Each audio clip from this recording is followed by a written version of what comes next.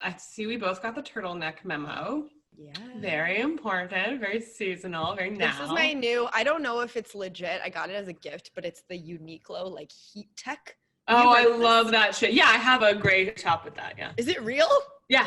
Is that why I'm schwitzing?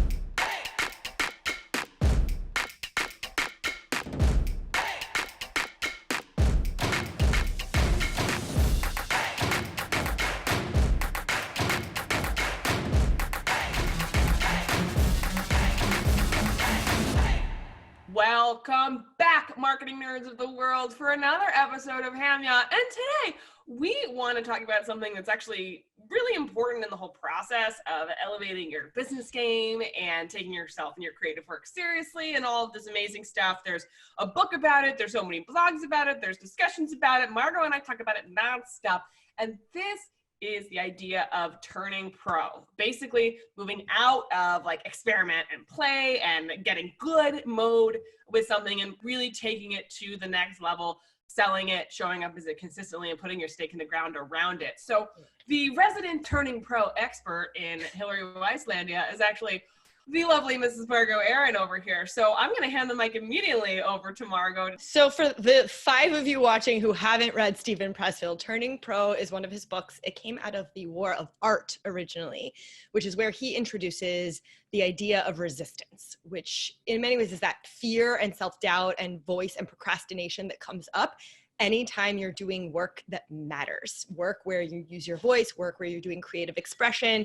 So for anyone listening that's a content creator, basically it's you. All the reasons that come up for why you're not doing what you want to be doing, that fear voice, that's resistance. And the antidote that he presents is turning pro. It's sort of when you look at that voice and you're like, I hear you. And I see you, but you're going to sit in the back seat. Like you don't get to drive this wheel. And it's turning pro means taking your own work seriously. It's no longer making excuses, even if they're valid excuses, and saying, I'm going to find a way to make this work. I'm going to go 100%. I'm going to take a real swing at this. I will state for the record that turning pro sucks. It's not that bad. It is so hard in the beginning, but it is also the best feeling in the world. So a lot of us can relate to this. I know there's a lot of writers on here. So it's that feeling of where you move from writing when inspiration strikes to having a consistent writing habit every single day at 9 a.m., no matter rain or shine or, in-laws visiting or holidays or like whatever it is, like not finding excuses. There's always going to be excuses not to do the things you want to do. And so turning pro is sort of a mental mind shift of going, okay, I am going to find a way to take this work seriously. And the reason it gets hard, by the way, with creative work is because there isn't always a direct ROI in the fields of like content production. So it's not so simple as I do this and I'm going to make more money. It's more of like, you have to trust yourself, which is why it's difficult to turn pro. I run a writing accountability group, and I would say one of the biggest barriers for a lot of people who apply is they have a million legitimate reasons not to write. Like a million legitimate reasons. So say we all. My cat's throwing up. I've got to get to the gym. I'm hungry. Yeah. My room is dirty. Yeah. My kid is home from daycare. The nanny called sick. It's the holidays. Someone showed up. My roof is leaking. My husband has a heart condition. I mean, literally, these are all real things that have happened. And it's really tough to look at someone and be like, well, your writing should come first. Like it doesn't, right? It's hard to, you don't want to be like that. And you never will. I mean, there's never going to come a place where your writing is more important than you taking care of a sick child. Let's just be clear. But there is. I'm totally kidding. Here's where the difference is. The difference is in you giving yourself permission to allow this to be a priority, for you going, okay, I view myself as a writer. I view myself as a content creator. I view myself as a marketer. I view myself as a salesperson, like whatever it is that is your moniker. And you say, okay, I'm going to show up and I'm going to behave as if this is my actual job. So to give you an example of what I mean here is like, for Hillary and I moving from that stage of like, we're having fun with HAMYAW to we have the right mics. we have the correct setup. We are paying extra to make sure that the lighting is good and that the feed is okay and that we're making time where there's not noise in the background, which is what happened to me today. But, and me every other episode, let's be honest. I mean, like, there's certain things you can't control. As you can all tell, I'm in a different room because stuff happens. I'm working really hard to curse less because we have a toddler now. Actually from the kitchen immediately after the cold open. But yeah. But I think when it comes to turning pro, again, there isn't always a reason to take your work seriously, and it's about you giving yourself one. And the reason you take it seriously is because you've made the decision to take it seriously. And that's where we are. When you're talking about this, and this was actually a battle with me around turning pro, around like my writing and all of that, because I talk about this with my students a lot, because before you turn pro, you have to build the habit, right? Yes. Like you have to just like start showing up. Like before you set up a consistent 9 a.m. sitting down, you just need to start showing up at all. And that's why I encourage my students to actually start with like, you know, when they're worrying about their content strategy and that they haven't been blogging. I'm like, what if we committed to 1 blog post a month? Like 1. That's it. Can we start there? Yep. And that is in its own way turning pro, but where I run into problems, and this is a me issue, and I see it in my clients all the time, because, you know, you attract people like you, is there, and I feel silly saying this, but I'm going to say it. There is a worry that if you are successful with like a relatively successful with a kind of looser habit, that you are going to lose some of your cool factor if you are rigid and there is a system tied to it. And what's funny about this is that a lot of people are like, oh, this person's so cool online. They make it look so easy. They always talk about how, you know, this isn't really necessary and that isn't really necessary. I just want to be effortless like them. And it's like, let me tell you, young one, chances are that person is sitting their butt down every single day. There's so much strategy behind making something look effortless and making something look like it comes easily. That comes from practice, and that comes from turning pro. When people are showing up consistently in a really powerful and engaging way, it's not just because they're lucky and have some kind of strange magic. Although I like to think that's what HAMYAW is all about. But it's really about dedicating yourself to the art so it looks effortless. This is the prima ballerina thing, right? Yes. I talk about this metaphor with my students all the time, where it's like, you think everybody, when you're showing up consistently, that everyone's looking at you and judging you, just like the prima ballerina on the stage who's doing her pirouettes and her arabesques and her jetés. And more ballerina terminology. Clearly I did that as a child. But everything she's thinking about, you know, I misstepped there. My leg wasn't high enough. That was sloppy. Oh my God, like that pirouette didn't feel right to me. And all these things are going through your head about what could be better, what can be tweaked, what can be fixed. Meanwhile, the audience is watching and thinking, what a pretty ballerina. The turning pro aspect is required to create that feeling and appearance of effortless. The illusion. Cool. Yeah. We feel like if we commit too hard, we're going to be uncool. Like we're going to be like our parents, or, you know, my parents are very cool, but no, we're going to become like nerdy, or it's going to turn people off, or we're going to be showing up too much or bugging people or oversaturating them. But I find those are strategy problems and not turning pro problems. The more you commit, the better you get. And that's just the reality. Yes. Can we talk about that? Because I wanted to say, like, easy is actually very hard. And I don't know if you guys have ever watched anyone who's bad at dancing. It's so hard to do a lot of these moves that when you see someone actually trying, you start to see how much effort it takes. But when you see someone who nails it, you're like, well, anyone could freaking do that. I mean, like, and when you look at the simplicity, I actually think ballet is a perfect metaphor, because people don't realize that ballerinas spend a lot of time at what's called the barre, B-A-R-R-E, which you know because you all have done like what are the thing they tuck bar? You know, the tuck your tailbone, flex your, Like everybody's into extend and B3 or whatever, pure bar, all that. Pure bar, it's so boring. Sorry. Well, I had a client who used to say, friends don't let friends go to pure bar, because she had a bar, the best, hardest bar studio. But anyway, the point is, as it relates to turning pro, is if you are a ballerina, everybody knows you spend the most time working on your releves and your plies, which are literally your toe going up and down.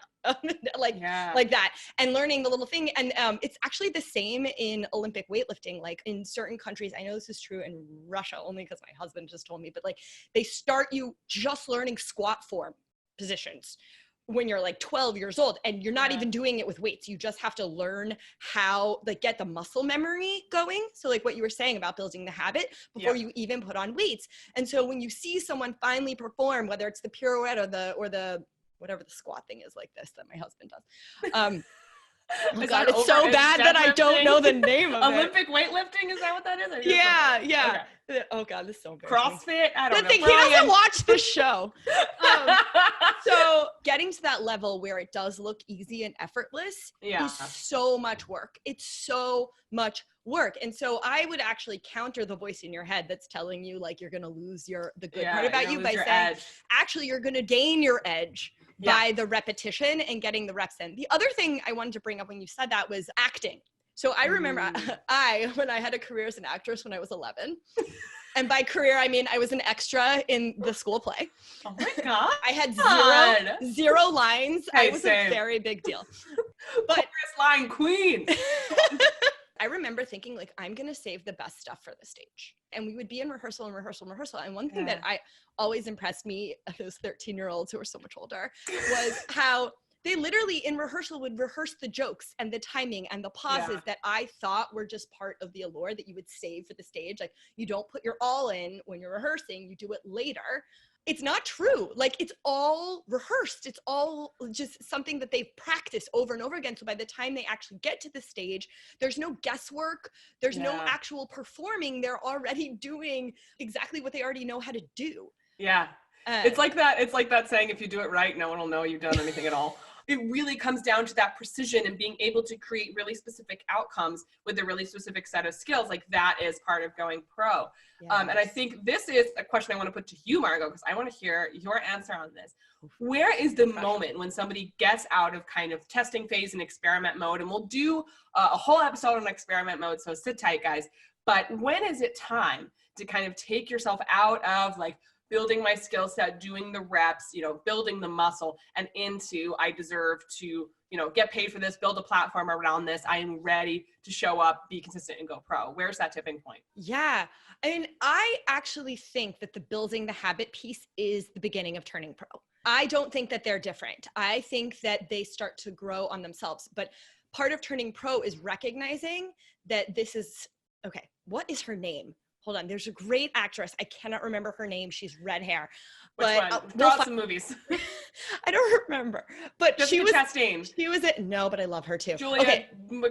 We're going to do this game all day long. I won't remember. I haven't slept. She was in an interview and she was saying that her grandmother said to her, if you want to be an actress, you need to accrue 80 rejections. And so she sort of had a different approach than everyone else at a really young age, that she wasn't supposed to succeed, that it was like, this was part of success. It was like, oh, I got one more. And she would keep track until she got to 80. And she made it to like 50 before she started getting parts, which was the point. Oh my God. That to me is turning pro, is like showing up, accruing your rejections. So when you say like, when is the point that you're like, I should be paid for this? I think it's actually shedding that sense of entitlement and recognizing that like, no, this is the game. And if I'm going to play in it, I have to play like a goddamn professional who's not going anywhere. And so I recognize that you're going to reject my 27, screenplays because they probably aren't good, then I'm going to take that feedback and go, okay, how do I make it better? Oh, you know what? This one is really good. You were not a good director for it. I need to find a different one. Or, sort of working out the mechanics of your industry to understand, okay, this is a networking game. This is a talent game. This is a craft issue. This is a financing issue. This is a business issue. Like all of those are different, and understanding how they work together. It really is about ditching that victim mentality and that self-righteousness, like kind of when we talked about a former episode of like, woe is me, like my art should stand on its own. You shared your embarrassing thing. I'll share my embarrassing thing. My embarrassing thing is I'm still waiting for the day everyone recognizes I'm a genius. I recognize you're a genius. So there we go. The day is come.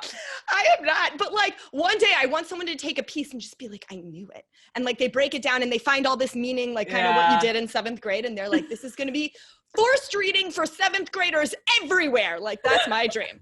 Is that you complain to your mom about my stuff. Like that's my dream. It's never happened in my life. Like I've never written anything effortlessly that people were like, oh my God, this changed my life. Like it's only come out of really hard work, very deliberate practice, a little bit of sincere enjoyment.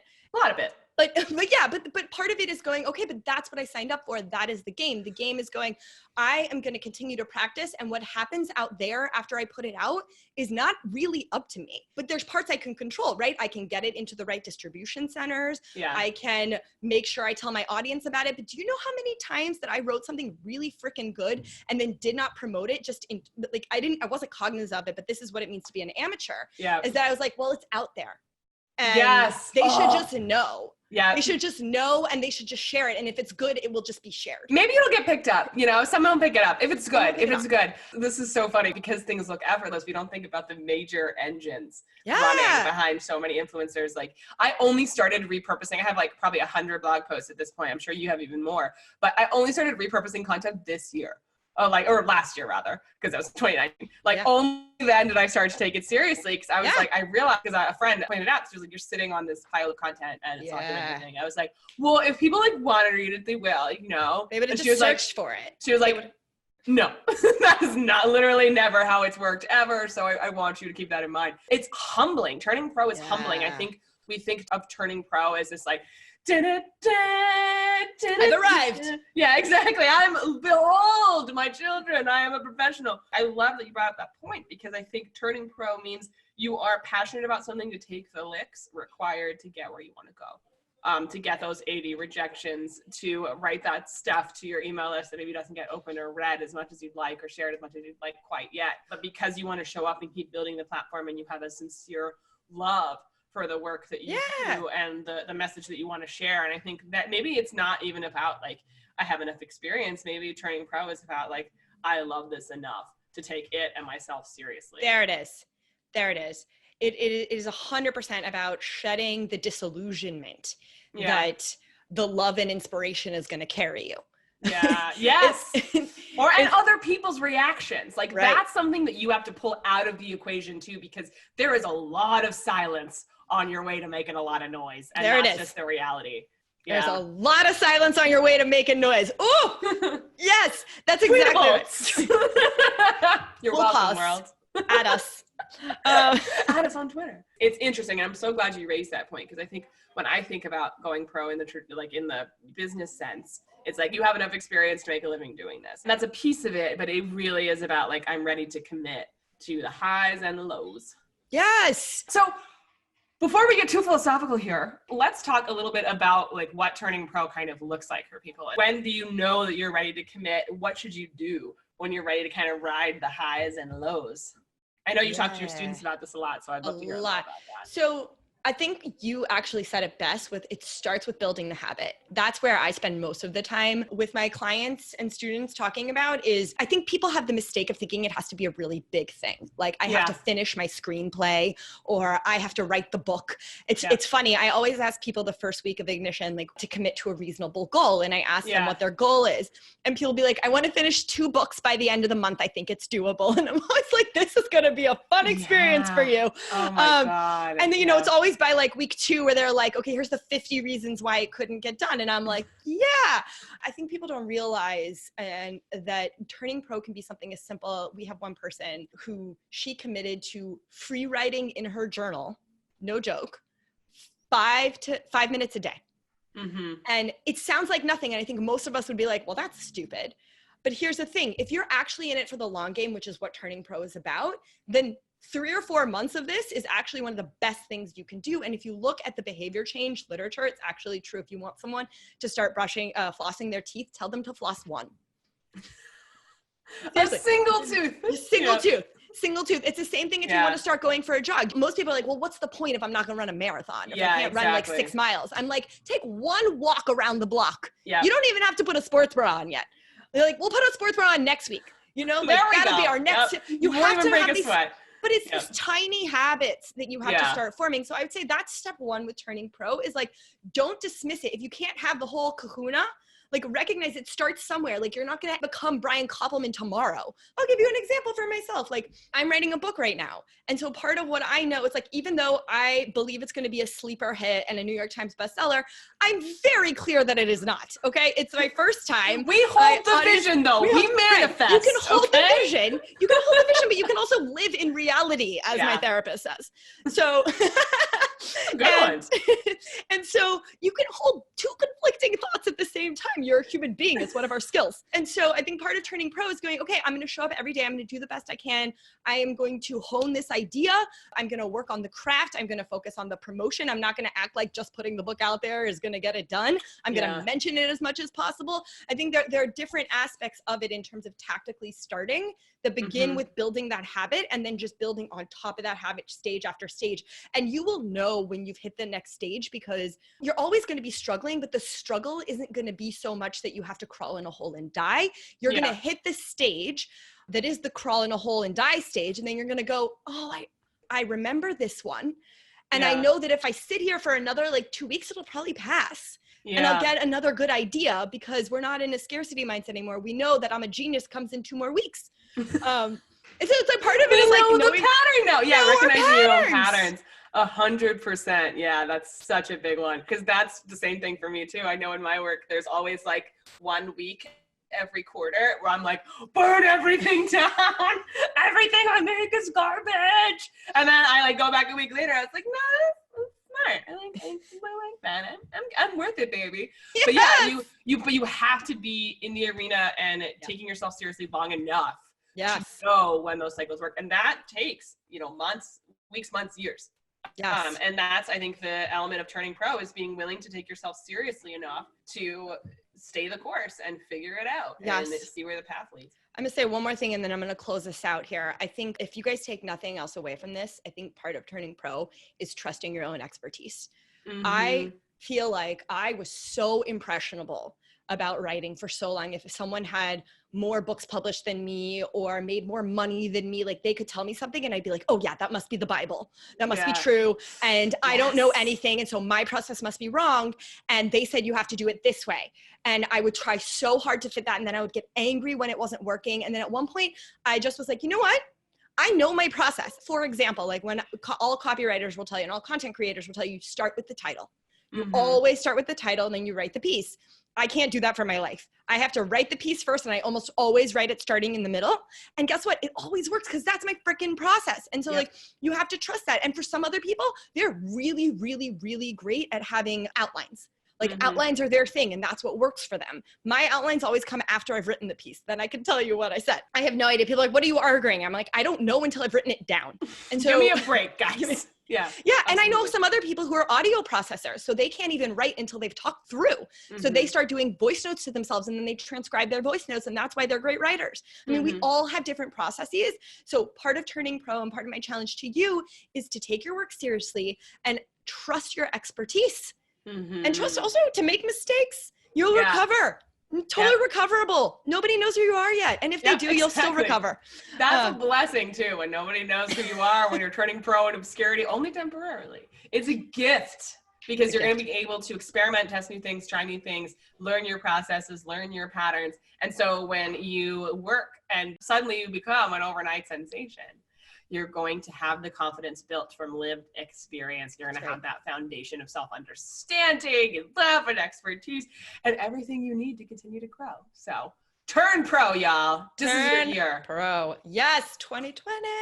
All right. Well, thank you guys so much for watching. I am Margo Aaron. And I'm Hillary Wise. If you like this episode, please like it below. Tell us how you're turning pro in the comments and hit subscribe so you don't miss any of our episodes. We will see you in 2 weeks. Thank you for watching. Bye for now, guys.